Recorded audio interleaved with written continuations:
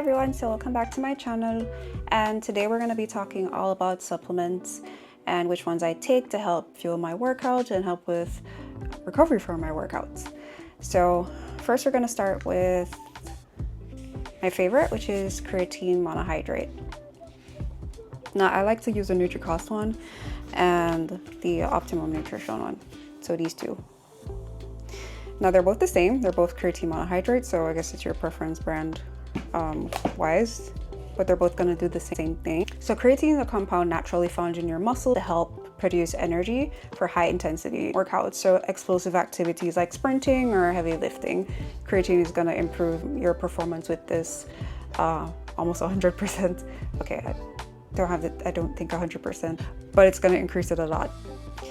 Now I love creatine. I know there are a lot of myths out there that it will cause hair loss. It's heavily studied and it's one of the safest supplements out there. So you're good to go. As a beginner, I would definitely look into this. It's not needed, but I would definitely look into it. Now I'm going to talk a little bit about how it works so you can understand the science behind it. So creatine is stored in your muscles as phosphocreatine.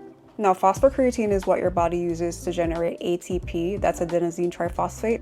And ATP is the main energy source for those quick explosive movements that we spoke about. So by increasing ATP availability, creatine allows us to have that oomph to push through our harder explosive workouts. It also saturates your muscles with water, so you might feel a little bloated in the initial stages. That's something that subsides after a while, and so it's gonna eventually make your muscles look plumper and fuller, and overall your workouts are gonna be of higher quality, in my opinion.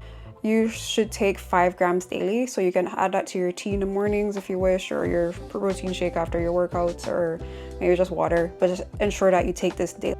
And you can do a loading phase where you take double the amount for a week, or you can just take the recommended amount for a month for it to fully saturate your muscles and start to see the benefits.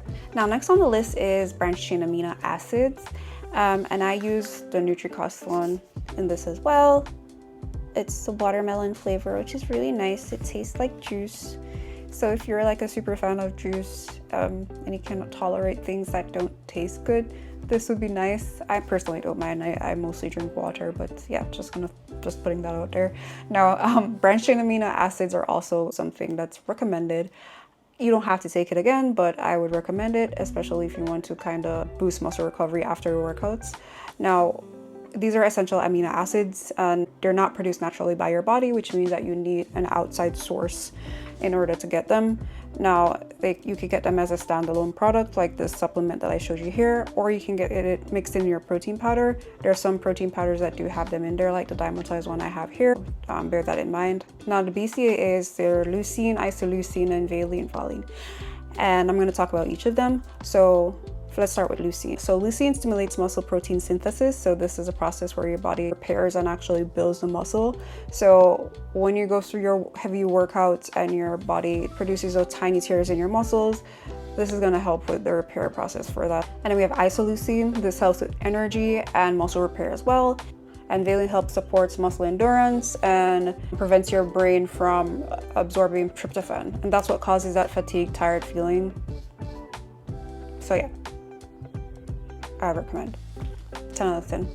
Next on the list is pre-workout. So I like C4. Now you have some that has creatine mixed in. I prefer to get the ones without creatine so I can decide if I want to be on creatine or not. Also, I don't want to double dose myself with creatine. So if I take creatine in the morning and then I don't remember and then I go take my pre-workout before my workout, I don't want that. So I use C4 Sport Ripped. This one just has caffeine and a thermogenic ingredient, I believe. All right, so this is gonna help you during your workouts when you really feel tired. So on those days when maybe you had a long day at work or you just feel like you need an extra burst of energy, pre-workout is good. What's really gonna make you feel that extra burst of energy is the caffeine. So if you have caffeine intolerance, you might wanna get a non-stim pre-workout. They have other ones, but I like the stim ones. There's also OxyShred. This is another nice one, but this is a thermogenic fat burner. So if your goal is to lose weight or just burn a little fat, maybe you're in your cut phase, this would be a nice addition to your supplement stack. And then last on the list, I have my favorite, which is protein powder. So we're gonna talk about this. I use the Dymatize Whey isolate and the Gourmet vanilla, it's my favorite. And usually these powders are a concentrated source of protein, usually whey. You can also get the vegan versions like the Orgain. I used to use that one as well, but then I switched back to whey. So protein powder repairs and grows your muscles by helping with muscle protein synthesis. So after you do your workout, you do your heavy lifts, your muscles produces tiny tears, and protein powder, any natural protein source, is going to help your body go through the protein synthesis process and repair those muscles. That's going to help build their muscle fibers, and that's going to cause your muscle growth. So this is important whether you get that from a protein supplement or natural sources. I would recommend researching the daily intake that you need based on your weight and ensure you hit that goal. Now, protein powder absorbs quickly, so it's good for a post-workout meal. I like to take it in the form of a protein shake, but you can add it to oats or your pancakes if you work out in the mornings, or some other food form, whatever you like. Just ensure that you get that required intake.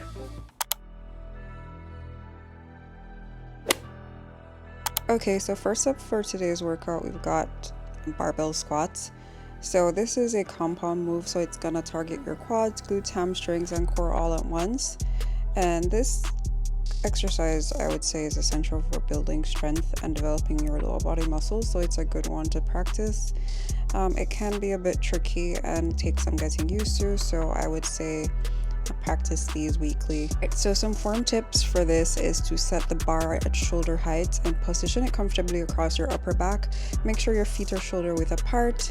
Engage your core by bracing as if someone is about to punch you in your stomach. That's the best way to describe this. Okay, and then this helps protect your spine and keeps your torso stable throughout the movement. As you lower down, keep your chest up, back straight, and drive your knees out to avoid collapsing inwards. Go as low as your mobility will allow, ideally until you hit parallel to the ground or below. If you go too low, you're gonna have the butt wink issue, so I would say hit parallel and then stop there. Next, we're doing Smith machine heel elevated squats. This shifts the emphasis to your quads while reducing the strain on your lower back. So elevating your heels also allows for a greater range of motion, and it gives you a deeper, more controlled squat, so this is good. Now, some form tips for this one. You want to start by placing a small plate or a wedge under your heels to elevate them slightly. Position yourself under the bar and hold it across your upper back. Keep your feet slightly narrowed, then shoulder width apart, and then lower down slowly, focusing on keeping the tension on your quads. Push back up through your heel while keeping your knees aligned. Now, I love this exercise because I think it's a great variation for isolating your quads while still engaging your glutes and your core, of course. So it's a great option if you struggle with mobility or you just want to target your quads more effectively. Now we're moving on to leg extensions. So I love this one. This is pretty much all about isolating your quads for maximum burn and definition. This exercise is simple, but it's incredibly effective for building strength and size in the front of your thighs. And then some tips for this one. You're going to want to adjust the machine so that the pad sits comfortably on the lower part of your shins, just above your ankles. Sit with your back flat against the seat and grip the handles for support. Then you're going to extend your legs fully, squeezing your quads at the top and then lowering down slowly to maintain control and tension. So leg extensions are excellent for targeting quads directly. It also helps develop that defined, strong look. Adding a slow control tempo will really maximize the burn. We have Bulgarian Split Squats.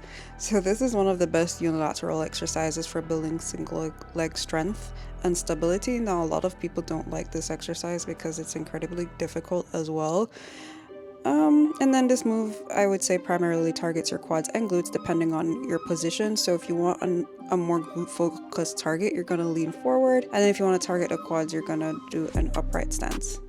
Some form tips here. Start by placing one foot on a bench behind you with your front foot far enough forward to allow for full range of motion. Lower your back knee towards the ground while keeping your chest up and your core engaged. Push through your front heel to return to the starting position, then focus on driving the movement with your quads and glutes. Okay, so that's it for today's quad and glute workout. Your body go through the help your body.